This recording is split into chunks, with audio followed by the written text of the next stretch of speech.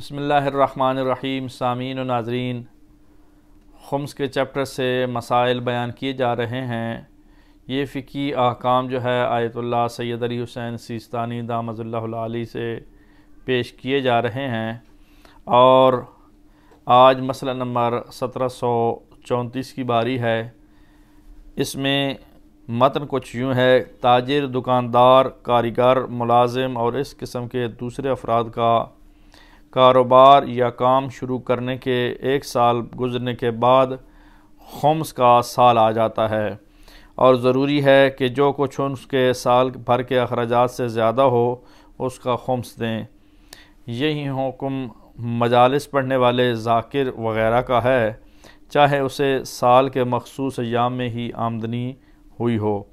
اگر سالانہ اخراجات کے قابل توجہ مقدار کے لیے کافی ہو، جو شخص کسی کام دھندے سے کمائی نہ کرتا ہو کہ اس ذریعے سے اپنے اخراجات ادا کرے، بلکہ لوگوں یا حکومت کی مدد پر اس کا گزارا ہو، یا اسے اتفاقاً کوئی نفع حاصل ہو جائے، تو جب اسے یہ نفع ملے اس وقت سے 1 سال گزرنے کے بعد جتنی مقدار اس کے سال بھر کے اخراجات سے زیادہ ہو، ضروری ہے کہ اس کا خمس دے۔ اس اعتبار سے ہر منافع کے لیے ایک علیحدہ سال بھی قرار دیا جا سکتا ہے۔ تو یہ مبتلا بہ مسئلہ ہے۔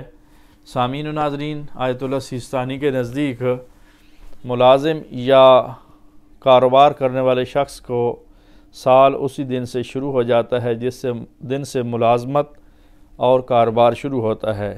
جب سال مکمل ہوتا ہے تو سال مکمل ہونے کے بعد اس کے جو پرافٹ اور بچت ہوگی اس پر خمس واجب ہوگا۔